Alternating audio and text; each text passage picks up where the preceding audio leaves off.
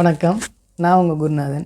பொதுவாக பார்த்தீங்கன்னா, இந்த உங்களுடைய ஜாதகத்தில் கால சர்ப்ப தோஷம் இருக்குது அப்படிங்கிற பட்சத்துலேயோ, 8ஆம் இடத்துல ராகுவோ கேதுவோ இருக்கிறனாலையோ, அதே மாதிரி உங்களுக்கு 18 வருஷம் ராகு தசையோ 7 வருஷம் கேது தசையோ நடக்கும் பட்சத்தில் உங்களுக்கு பார்த்திங்கன்னா திருமண தடைகள் ஏற்படலாம். அதே மாதிரி குழந்தை பாக்கியம் தடைகள் ஏற்படுறது, அதே மாதிரி வாழ்க்கையில் நல்ல முன்னேற்றங்கள் இல்லாதது, அதிர்ஷ்டம் இல்லாத நிலை, அதே மாதிரி கடன் தொல்லையால் நீங்கள் அவதிப்படுறது, இந்த மாதிரியான சரியான வேலை வாய்ப்புகள் அமையாதது, நீங்கள் சரியான வயசில் நீங்கள் வீடு கட்டி உங்களுடைய லைஃப்பில் நீங்கள் செட்டில் ஆகாமல் பலவிதமான துன்பத்தில் இருக்கக்கூடியவங்க எல்லாருமே இந்த கோயிலுக்கு வந்து நீங்கள் வழிபாடு செஞ்சுட்டு போகும்போது உங்களுக்கு உங்களுடைய வாழ்க்கையில் வளர்ச்சியும் முன்னேற்றமும் கண்டிப்பாக உண்டுங்க. மொத்தமாக பார்த்தீங்கன்னா 12 விதமான கால சர்ப்ப தோஷம் இருக்குங்க. 12 விதமான கால சர்ப்ப தோஷத்தில் எந்த விதம் இருக்குது அப்படின்லாம் நீங்கள் கவலைப்பட தேவையில்லை. அனைத்து விதமான நாகதோஷத்துக்கும் நீங்கள் இந்த திருவாரூர் மாவட்டத்தில் இருக்கக்கூடிய திருப்பாம்பரம் கோயிலுக்கு நீங்கள் போயிட்டு வந்தீங்க அப்படின்னா உங்களுக்கு எல்லா விதமான நன்மைகளும் நடக்கும். இதில் என்ன ஒரு ரொம்ப சிறப்பான விஷயம் அப்படின்னா, இந்த கோயிலுக்குன்னு ஒரு சுவாரஸ்யமான ஒரு கதை இருக்குங்க. அது என்ன அப்படின்னா, சிவபெருமான் கைலாயத்தில் இருக்கும்போது அவரை வணங்குறதுக்காக அவருடைய மகன் விநாயகர் வந்து சிவபெருமானை வணங்கினார். அப்போ வணங்கும்போது சிவபெருமான் களத்தில் இருந்த பாம்பு தன்னை தான் வணங்குறதா நினச்சி அது ரொம்ப கர்வம் கொள்ளுதுங்க.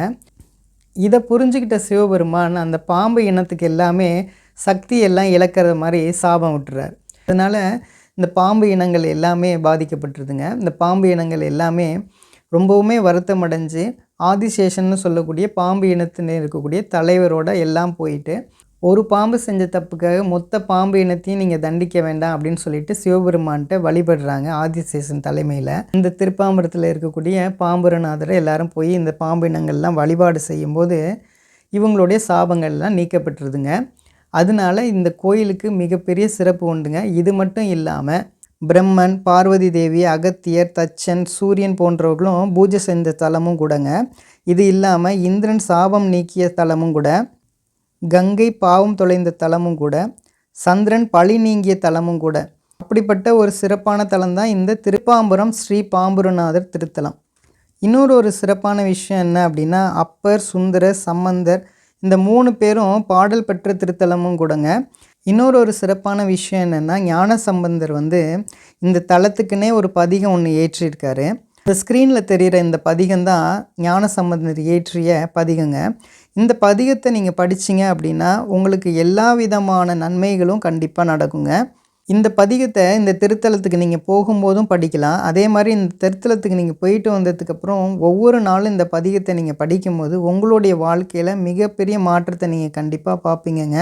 கோயிலோட ராஜகோபுரம் பார்த்திங்கன்னா 3 நிலைகளாக இருக்குது. கிழக்கு நோக்கி இருக்குது. இந்த ராஜகோபுரத்துக்கு நேர் எதிரே பார்த்திங்கன்னா ஆதிசேஷன் தீர்த்தம் பிரம்மாண்டமாக இருக்குங்க. இந்த தீர்த்தத்தில் நீராடிட்டு இங்கே இருக்கக்கூடிய பாம்புரநாதரை நீங்கள் வழிபாடு செஞ்சீங்க அப்படின்னா உங்களுக்கு எல்லா விதமான நாகதோஷங்கள் எல்லாமே நீங்குங்க. அப்படிப்பட்ட ஒரு சிறப்பான இந்த தலங்க இது. கோயிலில் இருக்கக்கூடிய அம்மனுடைய பேர் வண்டா குழலி. அம்மனுடைய சன்னதி கிழக்கு நோக்கி இருக்குங்க. சிவராத்திரி அன்னைக்கு ஆதிசேஷன் வழிபடுற 4 திருத்தலத்தில் இது வந்து 3வது திருத்தலங்க இது.